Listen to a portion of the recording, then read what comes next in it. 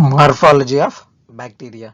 So studying the morphology of bacteria will give an idea about bacterial shapes and their structures and all those things.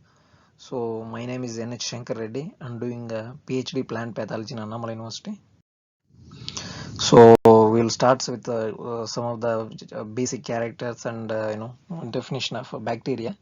So we all will know about bacteria, that is a prokaryote. Pro means absence of true nucleus. So, bacteria is a prokaryotic, unicellular, microscopic, achlorophyllous microorganism that is mainly reproduced by binary fission.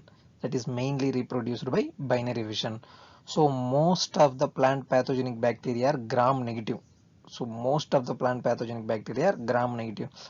the pathogenic bacteria are mostly rod shaped and the size ranges from 0.5 to 1 into 2 to 5 micrometer in diameter. So this is the size 0.5 to 1 into 2 to 5 micrometer in diameter.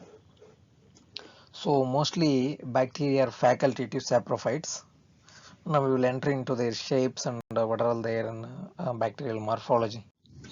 So based on shape, bacteria have divided into cocci, bacillus and spirillum.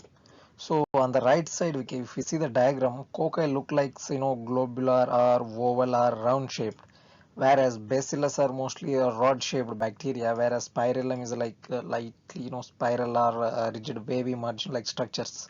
Now we will see one by one in detail. The first one is coccus. So the coccus, I told you, that is a a globular or oval like structure. Again, the cocci is divided into micrococcus, Diplococcus, Streptococcus, Staphylococcus, tetrads, and Sarcina. These are the different types of bacteria that comes under cocci. We will see what are all there comes under definition and their shapes. The monococcus. Monococcus means arranged in single. On the right side, we can see only one cocci bacteria, that is a globular or oval shaped. Only one cocci. It is called monococcus. Diplococcus. Sorry, the spelling was mentioned wrong. Not doplococcus. It's a diplococcus. Diplococcus means arranged in pairs. Here we can see pairs. Two cocci are there. That is diplococcus. Diplo means two. Then streptococcus. Strepto means chains of cocci are arranged, so that is called streptococcus. We can see here some the all cocci bacteria are arranged like chain-like structure. That is called streptococcus or streptococci. Then next one is staphylococcus. Staphylococcus means they are arranged like irregular grape-like cluster. We can see here staphylococcus. It look like a grape-like clusters. So if cocci bacteria arranged like grape bunch-like structure, that is called staphylococcus.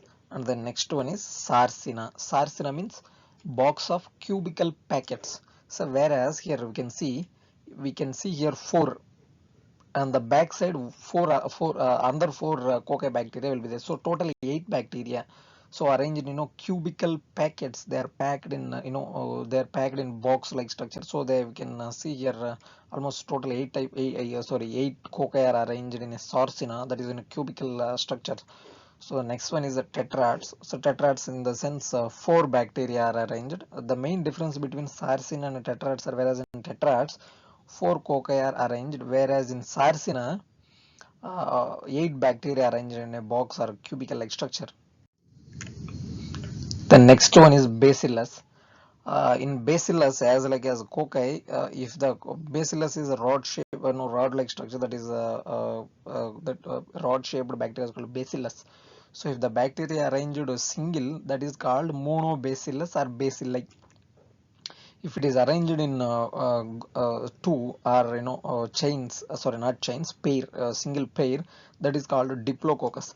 If the bacilli bacteria are arranged in chains, that is called streptobacilli. What here the terminology is changes. If it is in cocci, if it is a single, it is called monococcus. If it is two, diplococcus. If the same will be there in bacilli, it is called monobacillus or diplobacillus or streptobacillus, like that. The next one is spirillum. The first one, spirillum, is the first one is Vibrio. Vibrio is a curved rod-shaped bacteria. Curved rod-shaped bacteria is called Vibrio. We can see here. Vibrio. It simply look like bean or kidney-shaped, slightly curved. That is called a Vibrio. So the next one is Spirillum. Spirillum in the sense spiral shaped, or like spiral binding, like spiral shaped. It's called Spirillum.